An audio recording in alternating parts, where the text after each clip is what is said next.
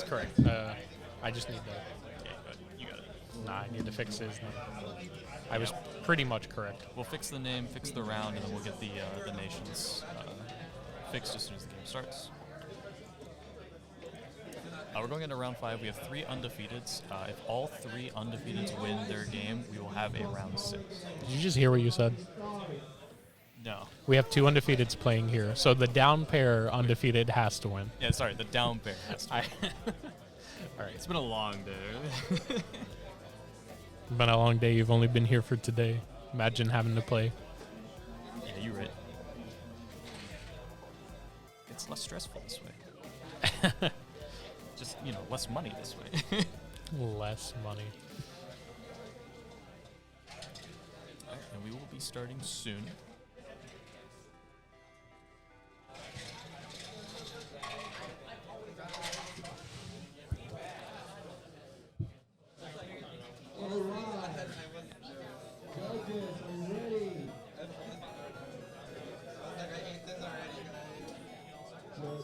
I've been taking all the narcotics just for you.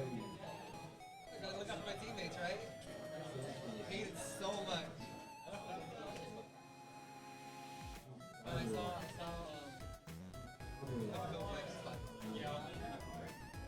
it's strong. Getting our last call to begin. Just a moment.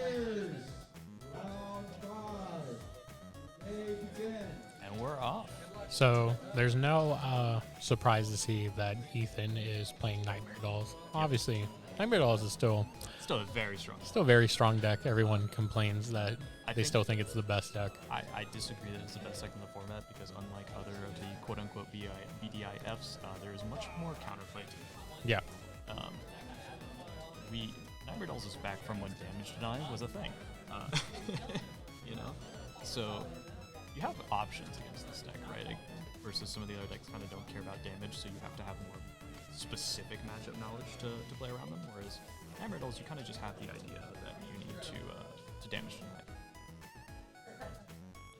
Or, if you're Erick's case, rush harder. Yeah. Put them at a comfortable enough position where I just kill them later. Exactly. They're only really scary with damage when they stride. So if you're planning on staying on grade 2, then you have pretty much all the power to just go in and not really worry too much about it. I do think that a lot of people have the misconception of that Nightmare Dolls is just like an unbeatable juggernaut. When it does take a certain set of skills to be able to play against it and to also play the deck itself.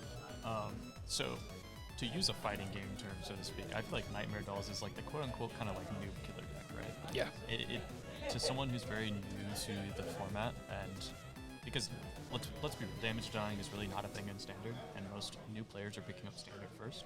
So when you jump into Premium, you're not used, you're not accustomed to that, not been kind of introduced to that tactic, and you just kind of go into Nightmare Dolls like any other deck.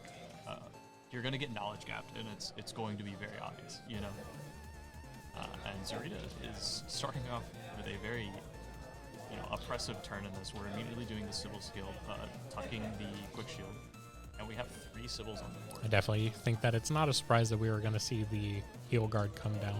Yeah. Ethan at this point needs to do everything in his power to hold this rush back so he can get to where he can stride. So the right column, unfortunately, does not hit. We still swing for the skill. We're getting a lot of hand filtering going on here. This left column is a 28. And Ethan does choose to go to 1.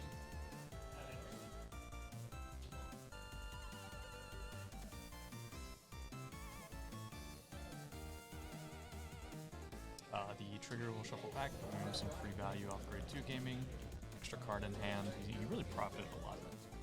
He did opt, or not, I won't say opt. He did not have a normal unit in drop, so he was not able to get the units back in his hand. Yeah, correct. So we are seeing Catherine, I do believe this one, where on ride she is going to check the top cards and then put any Nightmare Doll into the soul. Yes. This is another deck that I do kind of wish our locals had a little bit of an appearance sense of, just because We technically do. It's just that he doesn't come around. he's not able to consistently make it here, unfortunately, just because of the distance. You know, I can't blame him for that. But it would be nice. I personally do not have much like tangible experience playing against the deck. I understand the like hypotheticals or the theoretical, you know, what I should do, but obviously understanding that and knowing what to do in the moment with what you have is very different.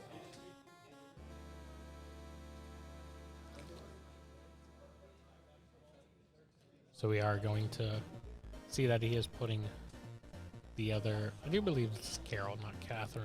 I think the one that Starts he with a C, just, I'm yeah, pretty sure. the Nightmare Doll with a C, yeah. I'm so bad at remembering card names unless they're my own.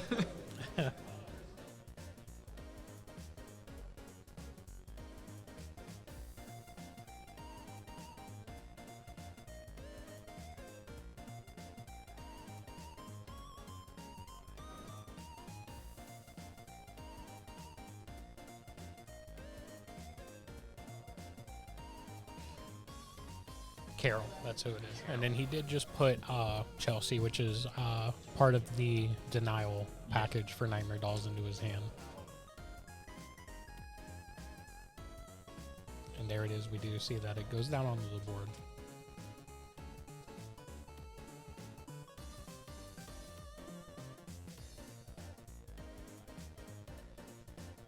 And we do see the doll that, so it calls a card out and then pushes itself into the soul.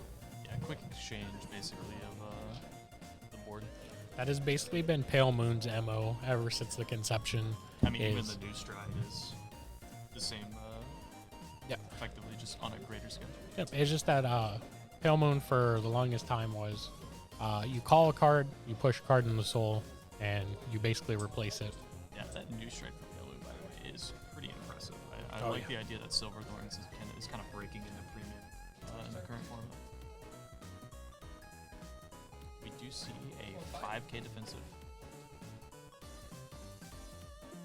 And Eden's going to go ahead and start swinging at the rear. He's going to clean up the board a little bit, make the next turn No, thank cost you. a little more. No, no, thank you, man.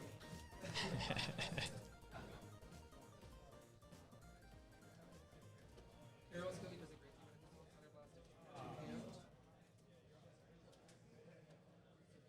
And we do see that we are going to re-ride.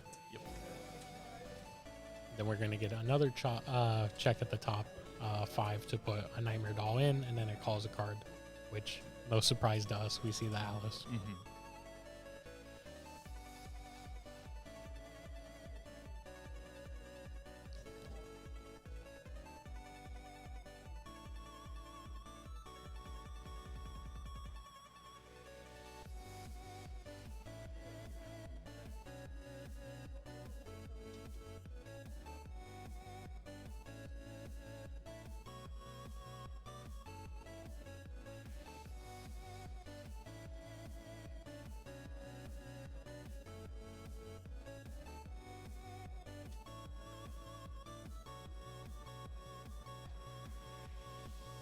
No trigger on the Vanguard, so it does not hit. As Zurita is a 15k currently. So we are going to see the Alice play come into effect, where he's going to counterblast, Soul Blast, push in the soul, and call something else out, which he's just going to Just gonna restand call her. the same, yeah. So effectively, what he did is just shortcut putting her to soul and recalling out the same unit.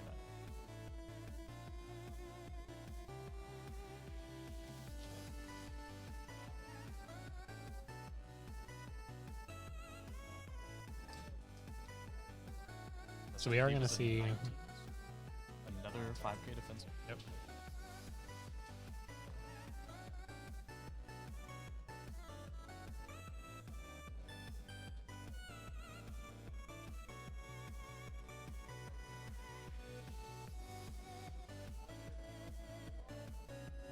Okay. So we are going to see that he confirms that he has the reride for next turn. Mhm. And here we are seeing one of your favorite cards, Ah, Salome, yes. come out. 100%. One of my favorite cards for sure. I mean, this was the deck that got me into the premium format. I love Salem, and I absolutely love Crystal Luster. Broken card. So he does take the Sybil. question now is just simply what board state can he build and how much can he prepare for Salem. Yep. So he's calling the Sybil off the Sybil skill. So he was still in ride phase, so now he's going to stride. Pays the counterblast to copy the Salem skill. Or sorry, flips to copy the Salem skill, pays the counterblast to give it +10 to drive. And he does build a solid board for Salem, so he's pretty much set. So he's fairly well guaranteed to get the 8 drive shots.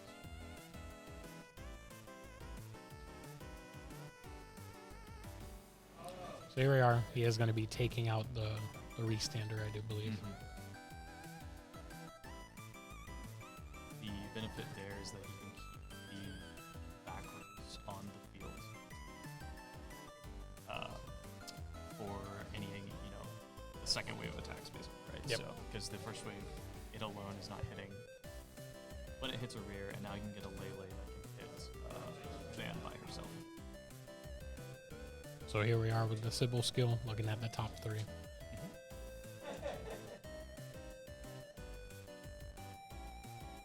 what he chooses to do. I do see a potential target. I see one. I cannot tell what the other 2 cards are. I do see a legal target for Sybil.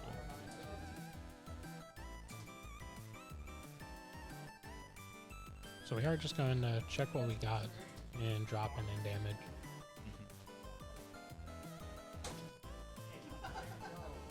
Checking, make sure, probably seeing, so he's got the sword me, so he's probably making sure, checking to see if he has what he would want to search for. Yep.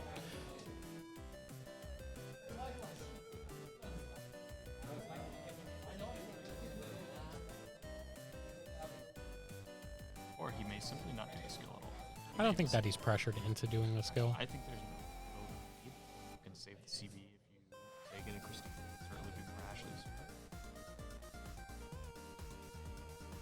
So here we are. The Lele skill is going to put a Lele and a Sybil on the bottom of the deck. Soul Charge 1 and she'll give herself 5k. It's a 23k column. So sadly, there are no defensives coming on the Nightmare Doll side.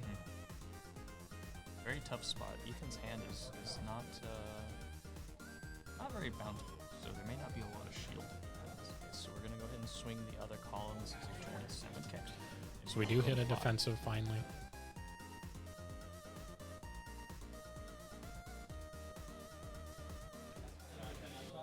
Unfortunately, though, it's not really still a number that. Yeah, do you think the damage has already been done by Yeah. the earlier swings? Because now we're swinging the 48k So we are going to say that it's OT to pass, I do believe. or 38k.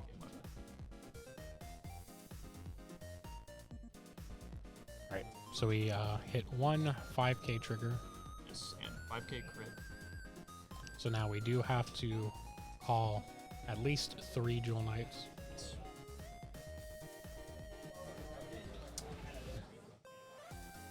And then Soul Blast 4.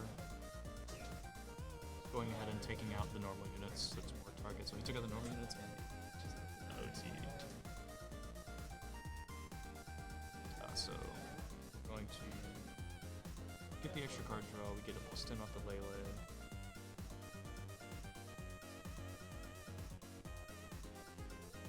I didn't see how much was left of the soul, so I'm not sure if he has enough to do another Ashley skill, but I believe he has enough. I do think that he wouldn't have called the Ashley knowing that he can't do it. Yeah, that's true. Actually, well, I guess he only needs 1 insult because he's going to get 1 cards. Yeah. Should be set up. So yeah, go ahead and swing back. We're going to get our triggers. There should be a 5k. So we're going to see a heal, which is going to go 10k over. to Sword Me and another heal. Oh. Yeah, 10k to Ashley. So she's a 33 by herself. This board just got way more threatening. Yeah, it really did. Now he can swing the Sword Me alone. He can save the booster. So we have a 27k on the Sword Me. Yeah, And unfortunately, we don't. Very quick. Yep. I do think that the hitting no defensives definitely did it for it. Yeah, very very unfortunate if you are sitting at 2 or 3 damage and Jewel Knights gets to Stride. You really need those defensive if your hand is not large, because the deck can extend, which is worth it.